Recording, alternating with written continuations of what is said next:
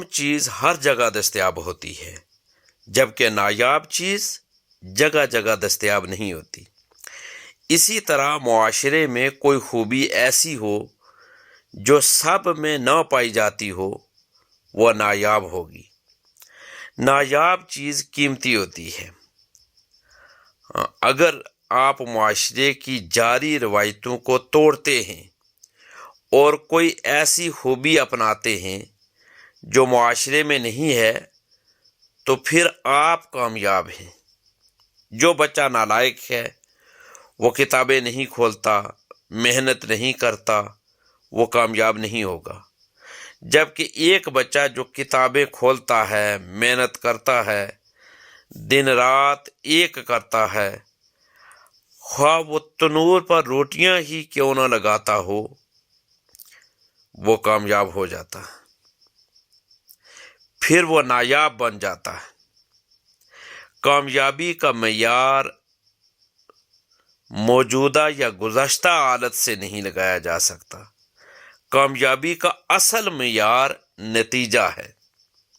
یعنی امیر کا بچہ ہو کر امیر بن جانا بڑی بات نہیں ہے، غریب کا بچہ ہو کر امیر بن جانا غیر معمولی بات ہے۔ دیکھیں، فرض کیجئے آپ کے والد صاحب پڑھے لکھے نہیں ہیں، آپ کے گھر میں تعلیم و تربیت نہیں ہے، وسائل نہیں ہیں، اس کے باوجود آپ محنت کرتے ہیں اور کچھ بن کر دکھا دیتے ہیں، تو پھر یہ غیر معمولی بات ہے۔ مثال دینے والے تو بہت ہوتے ہیں، مگر مثال بننے والے کم ہی ہوتے ہیں۔ جو فرد مثال بنتا ہے وہ ٹرینڈ سیٹر ہوتا ہے۔ وہ اپنے معاشرے میں نئی طرح ڈالتا ہے۔ آپ کامیاب ہونا چاہتے ہیں تو پرانی ڈگر پر چلنے کی بجائے نئی طرح ڈالنے کا سوچیے۔ آج ہی ایک فیصلہ کیجیے کہ مجھے، یاد رکھیں، نئی روایتیں اپنے خاندان میں لے کر آنا ہے۔ میں نے ایک مثال بننا ہے۔ آپ وہ بنیں جس کی مثال دی جائے، لوگ کہیں دیکھو کیا بات ہے کہ آپ نے کتنے مشکل حالات میں، کتنے محدود وسائل میں کیا کمال کر دکھایا۔ اس کے پاس فیس دینے کے پیسے تک نہیں ہوتے تھے، لیکن اس نے اپنی تعلیم جاری رکھی۔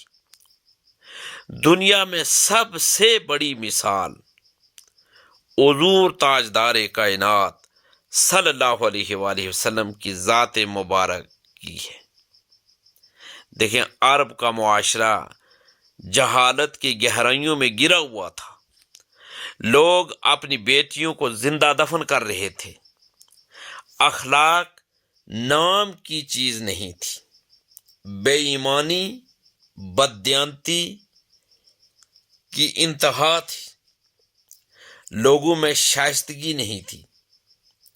لوگ برہنہ ہو کر خانہ کعبہ کا طواف کیا کرتے تھے۔ وہ اپنی ماں کا احترام نہیں کرتے تھے، اپنے بیوی بچوں کی طرف دھیان نہیں دیتے تھے، ان کی تربیت کو اہم نہیں سمجھتے تھے۔ اس وقت جہالت اتنی زیادہ تھی کہ اگر اس وقت کی جہالت کو مثال کے طور پر بھی سمجھنا چاہیں تو سمجھ نہیں سکتے کہ کہاں بیٹی پیدا ہونا اور اسے زندہ درگور کر دینا، اور کہاں حضور تاجدار کائنات صلی اللہ علیہ وآلہ وسلم کی ذات مبارک کہ جنہوں نے مثال قائم کی، انہوں نے ہر چیز کو بدل کر رکھ دیا۔ یہاں تک کہ آپ صلی اللہ علیہ وآلہ وسلم نے فرمایا، اگر تمہارے گھر میں بیٹی پیدا ہوئی ہے تو یہ خدا کی رحمت ہے۔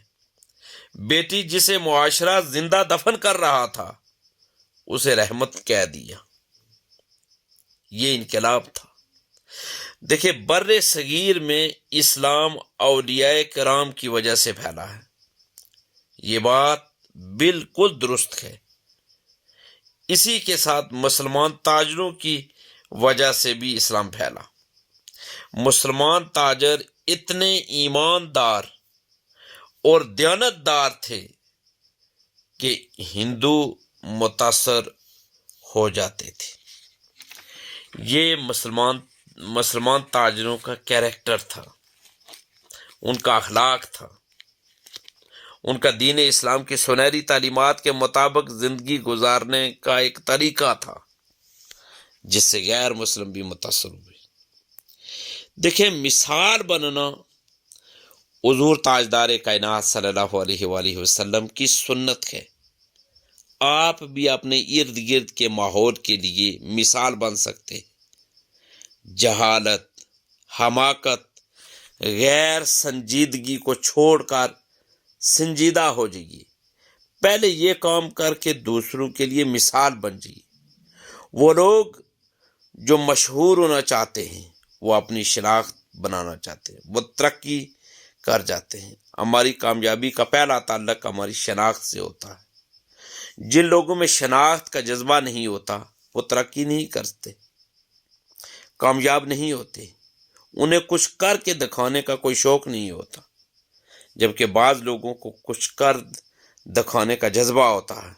یہ وہ لوگ ہوتے ہیں جن کے اندر شناخت کا جذبہ پایا جاتا ہے۔ بعض لوگوں میں تو یہ جذبہ اتنا زیادہ ہوتا ہے کہ وہ کام کرتے کرتے مر جاتے ہیں، پھر ان کا نام ہمیشہ زندہ رہتا ہے، جیسے حضرت قائد اعظم محمد علی جناح۔ اگر مثال بننا ہے تو اپنی شناخت پیدا کرنی پڑے گی۔ حضور تاجدار کائنات صلی اللہ علیہ وآلہ وسلم کی ایک سنت مداومت عمل ہے۔ مداومت عمل کا مطلب ہے جو خوبی ایک بار اپنا لی اسے ساری زندگی اپنے اندر رکھنا، اسے کبھی نہ چھوڑنا، جیسے پیارے آقا حضور تاجدار کائنات صلی اللہ علیہ وآلہ وسلم کی سنت ہے کہ آپ کا اخلاق سب کے ساتھ ساری زندگی اچھا رہا۔ آپ صلی اللہ علیہ وآلہ وسلم نے کبھی اخلاق کو نہیں چھوڑا۔ آپ صلی اللہ علیہ وآلہ وسلم دیانتدار تھے۔ آپ صلی اللہ علیہ وآلہ وسلم نے کبھی دیانتداری کو دیانتداری نہیں چھوڑی۔ اگر آپ کو مثال بننا ہے تو پھر جن خوبیوں کو آپ اختیار کر لیں انہیں پھر ساری زندگی نہ چھوڑیں۔ یہ نہ ہو کہ آج اخلاق اچھا ہے، کل کو برا ہو گیا۔ کمال تو یہ ہے کہ کوئی شخص آپ کے ساتھ برا ہے تب بھی آپ کا اخلاق اچھا ہو۔ یہ مداومت عمل کی شان ہے۔ یہ حضور تاجدار کائنات صلی اللہ علیہ وآلہ وسلم کی سنت ہے، اور جو یہ کرنے میں کامیاب ہو گیا وہ ساری زندگی کامیاب ہو۔ دیکھیں، سال کے 12 مہینوں میں ہر مہینے کی اپنی شان ہے۔ سب سے زیادہ شان رمضان المبارک کے مہینے کی۔ دیکھیں، یہ جو مہینہ ہے ماہ ذوالحجہ، اس کی بھی بڑی برکتیں ہیں، اور خاص کر یہ اس کے جو پہلے 10 دن ہیں، یہ ویری امپورٹنٹ، بہت اہم ہے۔ اور اس لیے کہ اللہ تعالیٰ قرآن مجید فرقان حمید سورہ فجر میں ارشاد فرماتا ہے والفجر ولیال عشر، قسم ہے فجر کی اور 10 راتوں کی۔ مفسرین کی ایک بڑی تعداد کے نزدیک یہ 10 راتیں ذوالحجہ کی ابتدائی 10 راتیں ہیں۔ ان کی قسم کھانا اس بات کی علامت ہے کہ ان ایام کو اللہ نے خاص مقام و مرتبہ عطا فرمایا ہے۔ حضور تاجدار کائنات صلی اللہ علیہ وآلہ وسلم کی ایک حدیث پاک جس کو روایت کیا ہے عبداللہ ابن عباس رضی اللہ تعالیٰ عنہ نے، جو مفسر قرآن ہے پہلے، پیارے آقا صلی اللہ علیہ وآلہ وسلم نے ارشاد فرمایا کہ دنیا کے دنوں میں ان 10 دنوں سے افضل کوئی دن نہیں۔ نیک عمل ان دنوں میں اللہ کو سب سے زیادہ پسند ہے، یعنی 2 ذوالحجہ سے 10 ذوالحجہ تک کے ایام عبادت، روزہ، صدقہ، ذکر، قربانی، حج، تلاوت قرآن، نوافل اور دیگر اعمال کے لیے بہترین موقع ہے۔ جو شخص ان دنوں کی قدر کر لے وہ واقعی عید سے پہلے مالا مال ہو جاتا ہے۔ یہاں مالداری کا مطلب صرف دنیاوی مالداری نہیں بلکہ روحانی برکت، قلبی سکون، نیکیوں کی دولت اور اللہ کی رضا ہے۔ دیکھیں، عید سے پہلے کی مالا مال زندگی کے مظاہر اگر معلوم کیے جائیں تو وہ یہ ہیں: دل کا سکون، روح کی تازگی، نیکیاں کئی گنا بڑھا کر لکھی جاتی ہیں، رزق میں کشادگی کر دی جاتی ہے، دعائیں قبول ہوتی ہیں، گناہوں کی معافی دے دی جاتی ہے، قربانی کا اجر عظیم بھی ہے انہی 10 دنوں۔ دیکھیں، ان دنوں کے خاص اعمال بھی کرنے ہوں گے، اور کیا ہے؟ وہ روزے رکھنے، خاص طور پر 9 ذوالحجہ کا روزہ، عرفہ کا دن جسے کہتے ہیں، جو 2 سال کے گناہوں کا کفارہ ہے۔ اسی طرح تکبیر تشریق بھی انہی دنوں میں پڑھی جاتی ہے: اللہ اکبر، اللہ اکبر، لا الہ الا اللہ، واللہ اکبر، اللہ اکبر وللہ الحمد۔ دیکھیں، 9 ذوالحجہ کی فجر سے 13 ذوالحجہ کی عصر تک یہ ہر فرض نماز کے بعد پڑھنا واجب ہے، یہ تکبیرات تشریق۔ دیکھ، قربانی بھی کی جاتی ہے، کثرت سے تسبیح، تحلیل، تکبیر و تحمید بھی۔ ان دنوں میں صدقہ و خیرات کرنے کا بہت بڑا اجر ہے۔